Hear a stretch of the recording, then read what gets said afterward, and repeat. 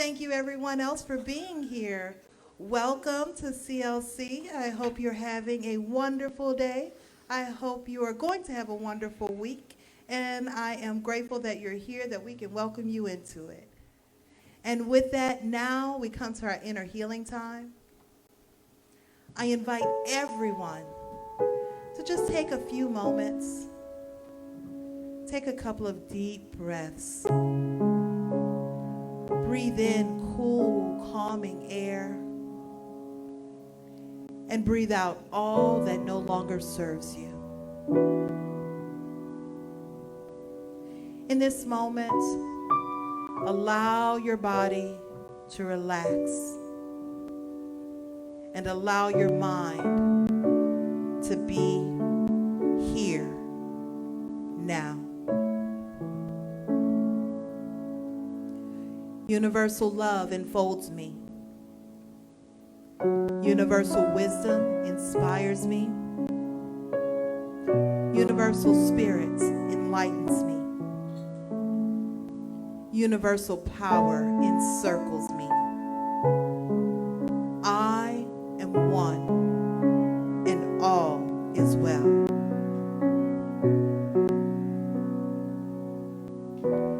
As we begin the inner healing process, let me invite you to relax in quiet confidence, opening yourself up to the miracle-working higher power.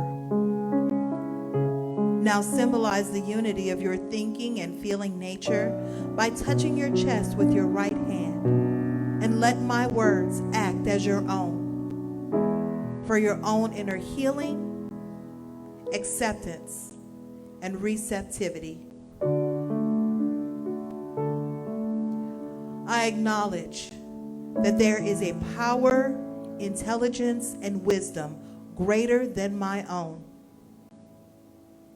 I am in the midst of it, and it is in the midst of me, sensitive and responsive to my every thought, word, action, and feeling. I now make this true for myself by saying aloud, I acknowledge. Acknowledging this higher power working through my life, I admit that I am personally responsible for solving my own problems, while being guided and assisted by something greater than myself. As I am ready to surrender the conflicts of my ego to the wisdom of the infinite presence, I simply speak these words: I surrender.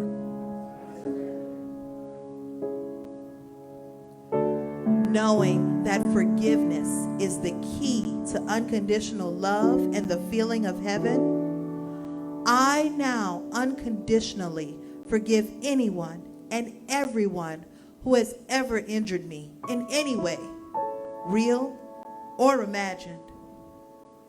And I now forgive myself for all of my mistaken judgments and their resulting actions. From my deepest level of understanding, I now say, I forgive.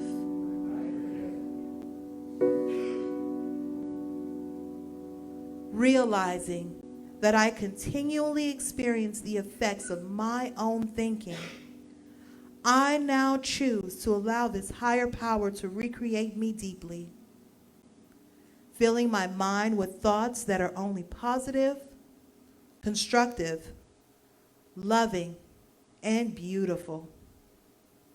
I call upon this divine inflow by stating aloud, I choose. I now center upon that one special idea that I'm willing to accept as real for me in this coming week. In visualizing that idea as already acted upon and brought to pass, in seeing my idea become a fact of my experience, I enjoy the happiness and peace of my thought fulfilled and gratefully speak these words: I accept.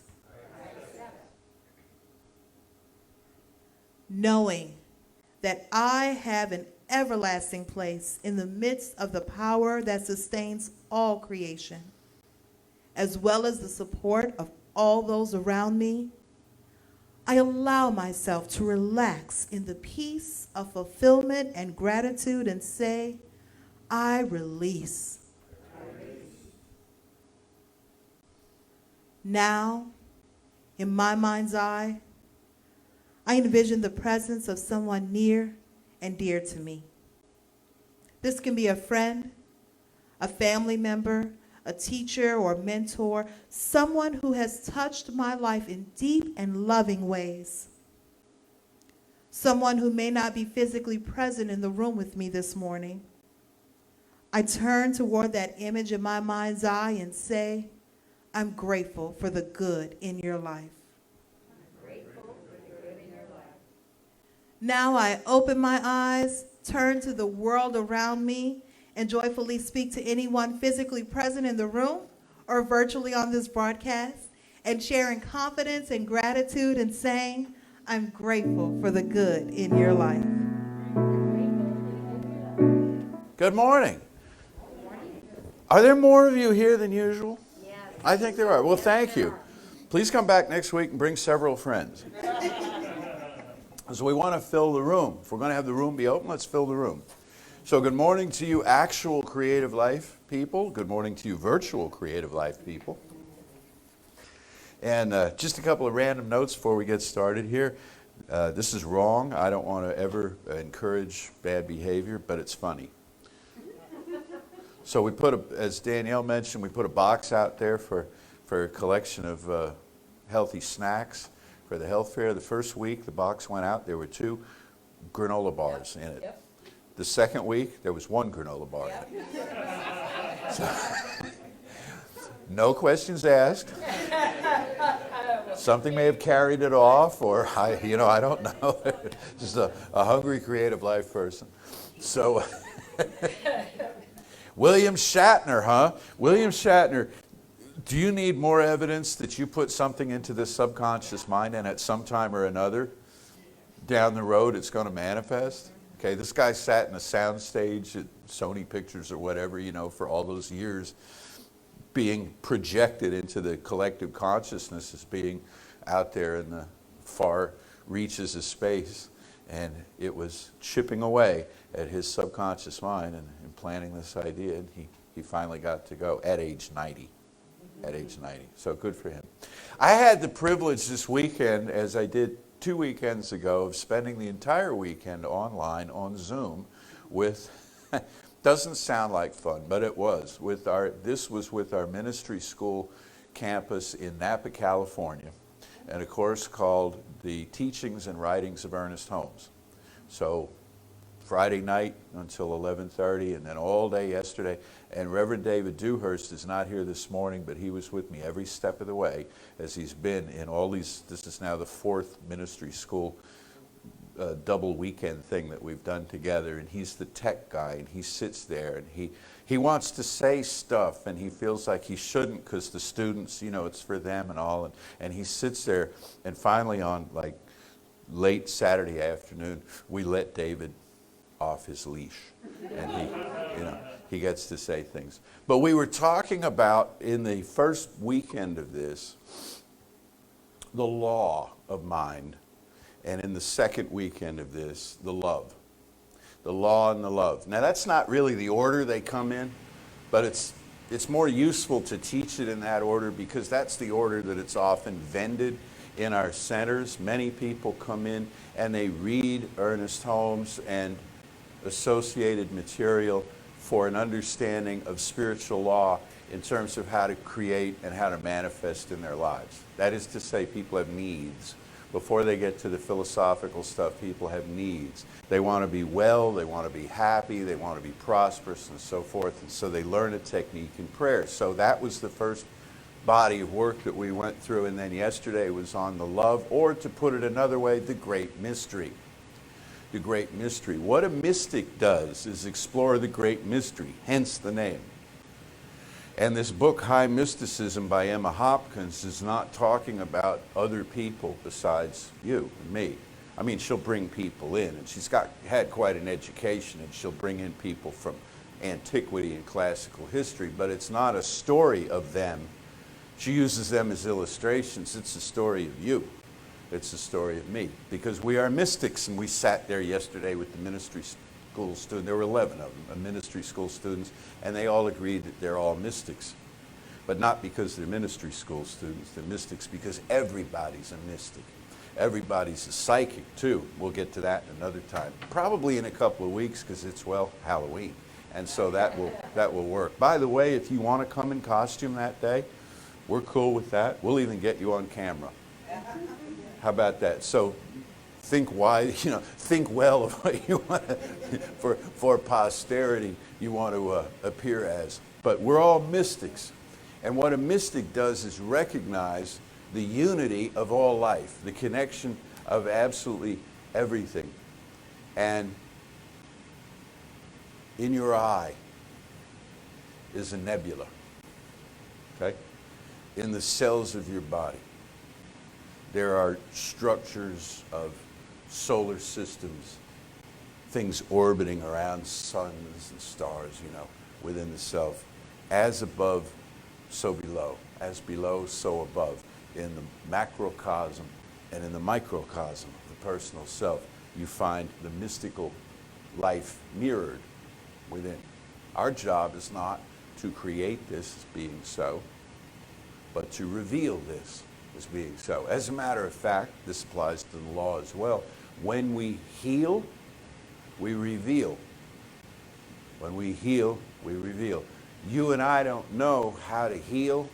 We know how to facilitate healing, which is a revelation of a wholeness that pre-existed the apparent condition requiring healing. The mystic looks into that field of possibility from which all things are revealed. And more things are being cooked up all the time. We talked yesterday about possibility waves. They had a number of them had a class on quantum physics. So they were raring to go with quantum physics.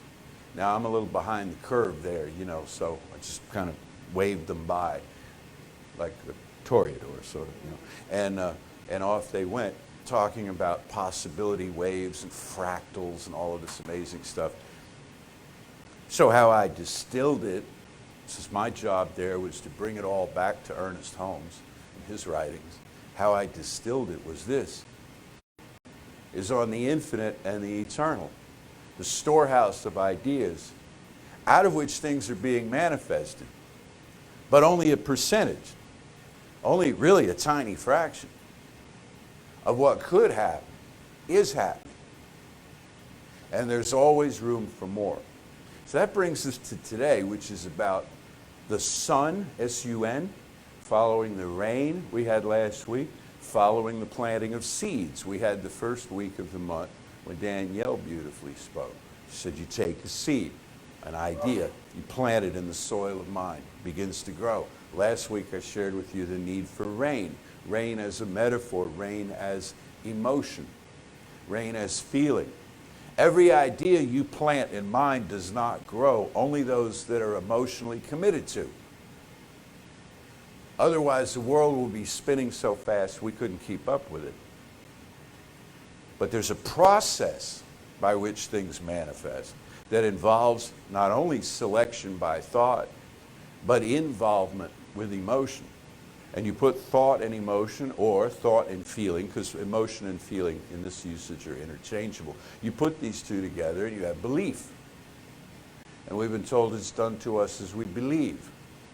It means it's done to us as we commit emotion to an idea. And how is it done to us? Well, the idea, surrounded by emotion, begins to seek form, begins to find a way to come into form. Now, Ernest Holmes suggested that ideas that exist in the infinite, like in the, kind of the ethereal realm, they're not fully recognized, they're not fully achieved until they find form. He even went so far as to say that, kind of anthropomorphizing God, he said, God is not fulfilled. God is not fulfilled until the ideas that it has, that God has, find form. Then the circle is complete. See, then the circle is complete. But as soon as the circle is complete, then the idea begins to redistribute itself back into pure potential. So we have these ideas coming and going, and very often through our minds, they're coming in a linear kind of way. And we tend to operate, a lot of us, on routine. Do you operate on routine a great deal of the time? Yeah, I know. We all do. One day is more like the previous than it isn't, right? You get up at more or less the same time. You eat more or less the same thing. You have the same little process that you go through all through the day and stuff. Well, we tend to think in terms of manifesting much the same way. I would like a little improvement. I would like to gain, like in football, 3 yards in a cloud of dust. Just a little bit more. A little bit more of what I have, a little bit further where I'm going. But sometimes what happens is the roof comes off. And it looks like this. See, it looks like this V. This V is not this just narrow little flute thing, See how wide and expansive that is? One day, you have a quantum leap. One day, you have a paradigm-busting change. And you've not gained 3 yards, you've gained infinity, eternity. You've gained a vast amount of experience and awareness that you didn't even know existed, and you don't know necessarily where to put it. Which is why the person having the mystical experience tends to be on overload. They tend to not make a lot of sense in explaining what has just happened in the mystical moment. Very often we rush toward them like TV journalists would, stick a microphone metaphorically in their face and say, "So what just happened to you?" And they write a poem about it, or they paint a painting about it, and it doesn't convey. There's something there. It's really powerful. It's electric, but it doesn't convey exactly what it was that's occurred to them because they can find no words for it. And I'm telling you this because this is why mystics are typically thought in the culture as being strange. Mystics are strange. They babble. They have a really far away look in their eyes. They're not terribly useful to get stuff done. You don't want to send a mystic to the store with a list, that kind of thing. Because they've had the roof come off. They've had, they've had this moment of direct knowing. So what do we use them for? She says this. I love this. I love everything she writes. The world has always sought its mystics when it has wanted its prison doors unlocked. See, most of the time the mystics are kind of, like I said, eccentric. Just sit there. Just kind of be a mystic and this. Maybe we'll make a statue of you or something and venerate you, But when the chips are down, God, give me a mystic. Jesus Christ, greatest mystic you could possibly think of, I suppose. You can't rate mystics. There's not, God, we love to rate stuff. The top 25. Jesus didn't cover the spread yesterday, so he dropped a few points. You're dealing with an outlaw consciousness when you're talking football scores and somebody, they don't care who won. They're like, did they cover? This is so wrong. But where does Jesus come in with Buddha, and what about Muhammad, and what about Autumn Rev, and you have mythical characters as well as literal characters. You get the idea. Let's just grant for a moment the greatest mystic we've heard of, that we've done any exploring with, probably most of us is coming out of a Judeo-Christian society, is Jesus Christ. And he said a whole bunch of stuff, and they thought he was eccentric, and they wished he'd just be quiet. Don't rock the boat. We have a routine. We have a routine in this culture. We have our Pharisees and our Sadducees. We have our poor. And the poor, you know, as he observed, will always be with you. And I think what he meant is you keep up these systems the way they are. And we'll always have poor. You keep doing the same thing, you're going to keep getting the same results. You're going to have a part of society that's underserved. Danielle mentioned an underserved community that we're serving. 2,000 years ago, 4,000 years, 6,000 years ago, there were underserved communities. Maybe they didn't call them that, but it was just because they hadn't put that word together. Why are there still underserved communities? Because so much has been done the same way, over and over and over, where the rich get richer and the poor get poorer and so on. And so Jesus pointing this out was considered eccentric and strange and told to be quiet and marginalized and all the rest of this until he was needed. Until he was needed, and that was after he passed. And that was after he passed in the world. And so now people pray in his name. Emma Hopkins said in Christian Science, Scientific Christian Mental Practice, she said, pray always in the name of Jesus. Speak the holy name of Jesus. We've had students look at that and say, but I didn't think this was a Christian teaching. Well, it's not a Christian teaching in the sense of what a lot of Christianity is taught, obviously. But so many people have spoken in his name, have claimed something in his name, that the name has power.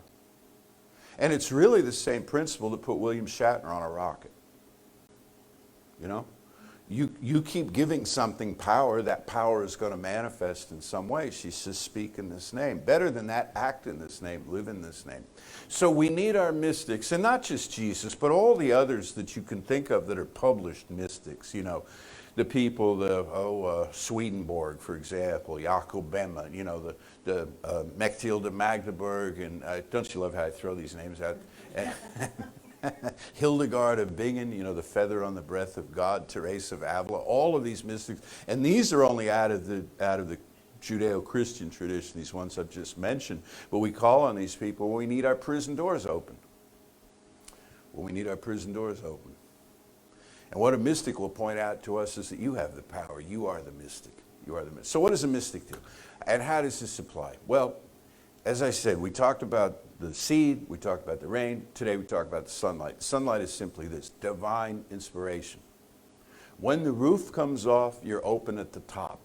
Our founder, Ernest Holmes, said we should always be open at the top. How he might have put it is that we always are open at the top, whether we know it or not. Might not like being open at the top, because again, we're functioning on routine and too much sunlight floods in and it's a little distracting, you know.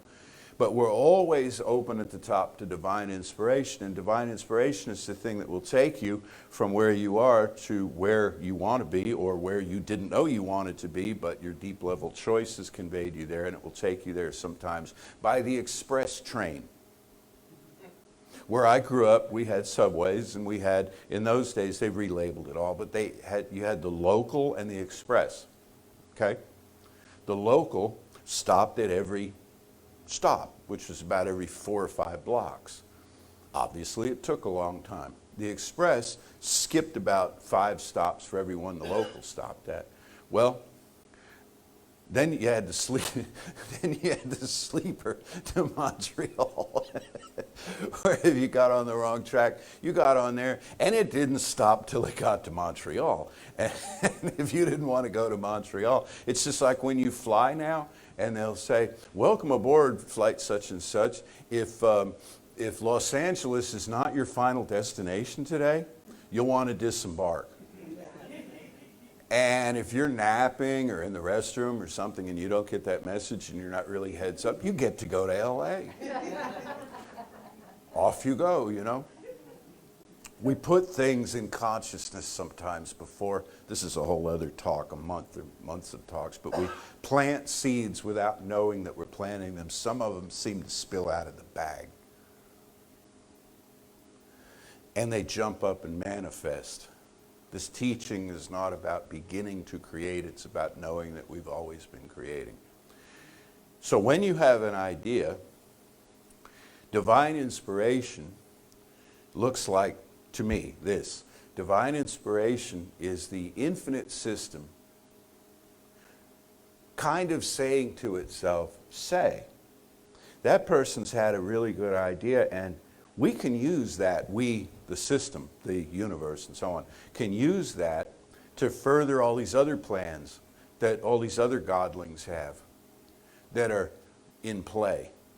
And how about if we introduce all of these people? How about if we cause all of their ideas to kind of cross paths with one another? What if that were to occur? This is the patterning intelligence. Ernest Holmes says that spirit never works by plans. God doesn't have like a will for your life that's real specific and you're not doing it so you're wrong, you know, that kind of thing.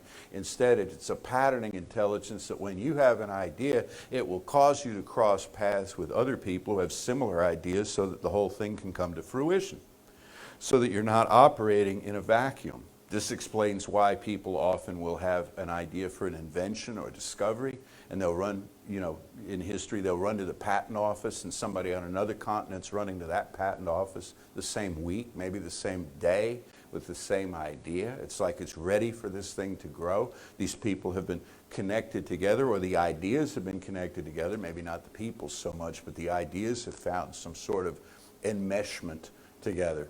So what I'm here to tell you today is that any big idea that you're working on, and your ideas are big ideas, any big idea that you're working on is simultaneously being worked on by the architecture of all creation.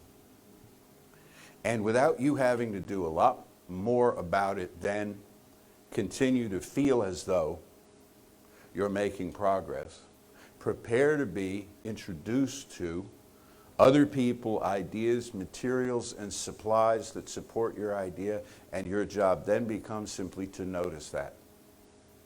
Furthermore, some of these people, materials, supplies, ideas, etc., will look like distractions, will look like dead ends, cul-de-sacs, what have you. It'll look like you got on the wrong train. Sometimes the train you got on that you thought was the express train, it meanders through the countryside. And you're like, I'm late. And instead you're getting to see mountains and valleys and all of the rest of this stuff, which is creating kind of a poetic, musical, non-linear aspect to your plan. Sometimes you buy the house first, and sometimes you pick out the drapes first. You know, it's just, and we don't control this process as tightly as we think we do, or as tightly as we think often we should, because we're here to figure stuff out. When you are open at the top, not only is there a power for good in the universe greater than you are that you can use, but there's a power for good in the universe greater than you are that's using you. It's using you in a kindly, benevolent, non-intrusive sort of way. Saying, oh, is that what you'd like to do? Well, then you need to meet so-and-so, and you need to try this over here. Got a little bit more Emma for you. Got to get a little Emma-fied. If the vision is on high, where the illimitable skies in untrammeled buoyancy shine chastely down, purity of moral tone and flawlessness of body are manifest. Vanity, dissembling, cowardice are remitted, dissolved. Sickness, weakness, disease are removed. The original self, capital S, denuded of its crass teguments, forgets its history and matter. The former earth is forgotten. It does not come into mind anymore. Teguments means like vestments and stuff, okay? It's stripped of its vanity, its unnecessary layers of stuff. This pure idea, and the former earth does not come to mind anymore. Let's close with that. Here's how that works.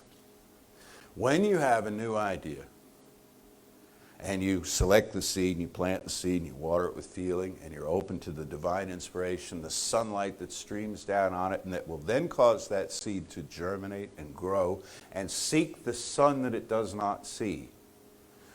As the oak does in the depth of the forest. It can't see the sun, but it knows there's something up there and it's growing toward it in the same way that you and I know there's something greater and we're growing toward it. We're feeling it even when we can't perceive it. When all of this comes into place and begins to progress in that manner, it does not matter what seeds have been planted before and in what fields. This is what, for want of a better word, has been called divine forgiveness. And that's really inexact, because forgiveness supposes that you were on the hook to start with, that there was a judgment there that then has to be lifted. There's never been a judgment made. There's just been a process applied where we choose, sometimes by not choosing, sometimes by giving permission to things, kind of backing into things, kind of falling over things, seeds spilling out of our pockets. Whoa, wait. And things jump up, and here we have this, and when we make a new choice, all of that is washed away. Religion calls this redemption.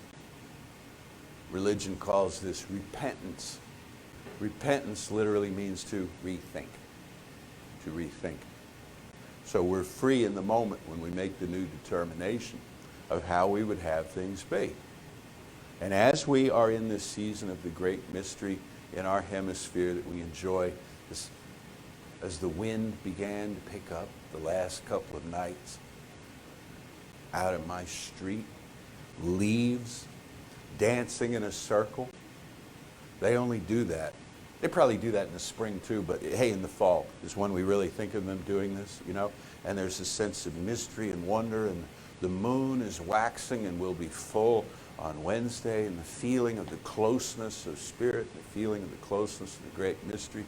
Let us just open ourselves to it and say, let me leave my comfortable routine progress of one step at a time, trundling along to something else, and let me be picked up and carried off as if on the backs of a Pegasus, okay?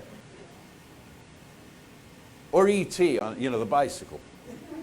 That's nice, with the little basket. That's nice too, across the face of the moon. Let me be picked up and let me be carried into the realm of greater good. And I promise you that something will. Do that. And then you'll come back here or with your friends and family. Say, you won't believe what happened to me, and you'll start to explain it. And they'll just sort of look at you. That's nice. That's nice. And they may not understand. But in their hearts, there'll be a longing for what you just saw. And they will be the next up then, conducted into the magic, the mystery of their own spiritual depth. So let's know together now. One life, one power, one presence, pure spirit, everywhere manifesting, everywhere radiant. Man, oh man, it created a day today that is just gorgeous. And it made it just for you and just for me. How do we know that? Because we're the ones who are experiencing it. Somebody else is too, and our neighbors are too, and people across the area are too. But we have no real clear idea of their interpretation of it because it's private to them, as it should be. But I know how I feel about it, and I bet you know how you feel about it, and it's a wonderful thing after a long, hot summer to have a day like this.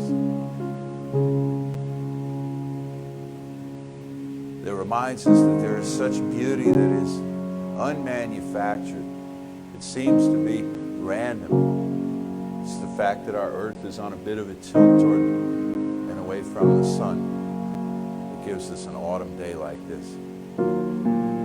So it is that there are forces, powers, spirits, levels of being, what have you, all around us, conspiring for our good, conspiring for our enjoyment and our fulfillment.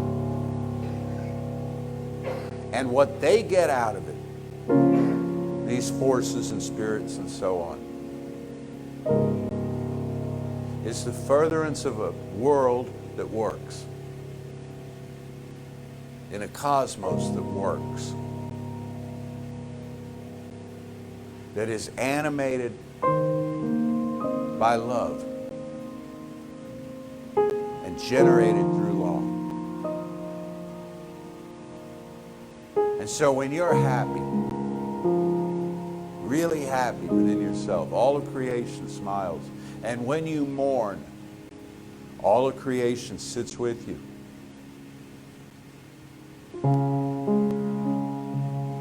That's how connected we are. That's how essential we are to the being and becoming of heaven on earth. For this knowing and its manifestation in form everywhere we turn, I am so deeply grateful. I release this word now into the infinite, calling it done, and so it is.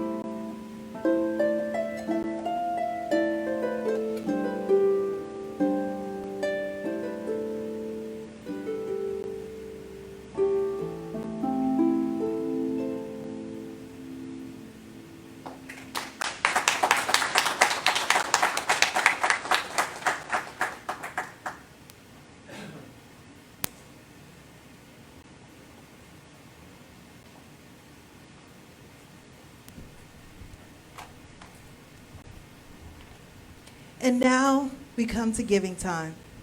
As our ushers make their way to the back, we want to thank you for your donations and gifts to the center.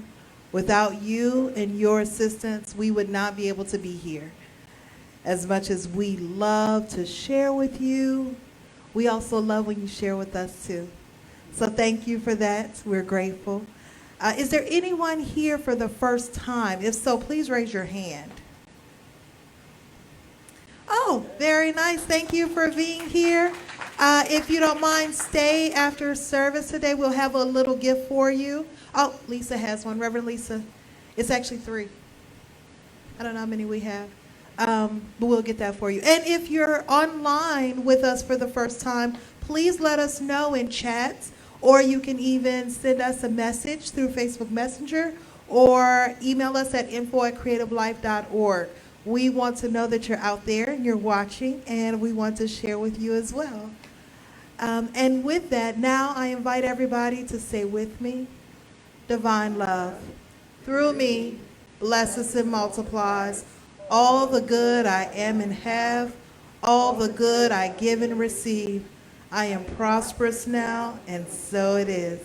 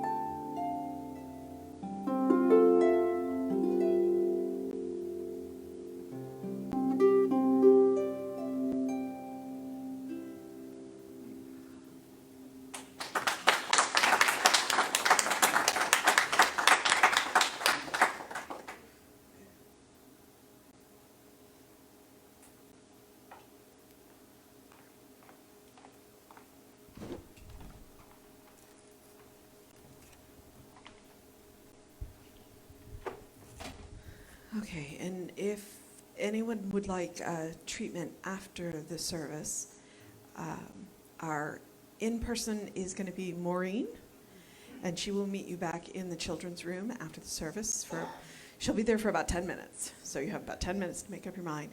And if you are online and would like treatment, then practitioner John Rennie will be online. If you check in the comments section, Danielle has put the link up to get on that for the phone number. And again, he will be available for about 10 minutes after the service. We don't want to hold him up all day, so that's why I'm telling you 10 minutes.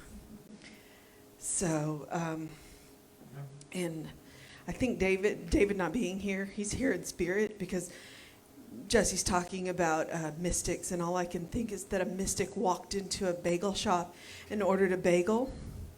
And the person behind the counter said, well, what kind of bagel do you want? And the mystic said, make me one with everything. So, David, I know you're watching. That's for you. I was also thinking about the mystic experience, because I know many of us have had them, if not everybody. And when Reverend Jesse was talking about the mystical experience and the roof blown off, it also occurred to me, when you walk out of a dimly lit room and you step out into the bright sunlight, you remember what that's like. It's like for a minute you're like, I can't, or it's like getting up on the stage and getting under these lights. I can't see. You can't see anything. You're completely discombobulated. And it takes a moment for you to readjust. And for a moment, you can't see anything because you have seen everything. So that's kind of what the mystic experience is like, but nothing can truly describe it until you have it. So I'm going to encourage you to go have a mystical experience or 2 or 3. All right? So now, take a nice deep breath. Just breathe it all the way down. Relax as you release the breath. One more nice deep breath. Feel the oxygen as it flows into your lungs. And feel it as it seeps out of your lungs and into the rest of your body. Feel it as it heals and clears, as it saturates you. Feel it as your body relaxes.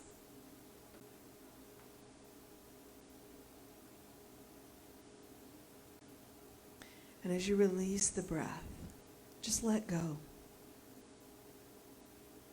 And be here, fully present with Spirit now. There is one life, one power, one presence. And each and every one of us live that life. That life is our life now. We are full, loving expressions of a spirit that is so enormous that we can't conceptualize it. And when we try, our roof is blown off. And new ideas filter in. And new love flows out. Each and every one of us is a walking, talking, mystical expression of love. And through that, all things are possible. And so I'm knowing as you walk through this world today and every day, you find the words, you find the actions, you find the ideas, you find the people. Because all of that is seeking you now. And I'm knowing ease and clarity and peace and comfort in the process as we all reach towards a sun we can't see. And I am grateful to know this. And I am grateful to know you. And I am grateful for this place that teaches us this presence, this life, this love. And I am grateful for Reverend Jesse, and I'm grateful for the musicians, and I'm grateful for the tech team that makes this possible so that we can reach you wherever you are. And I'm just grateful to be grateful. And I release, knowing it is so, with ease. And so it is. So it is. Say with me now, something wonderful is happening through me.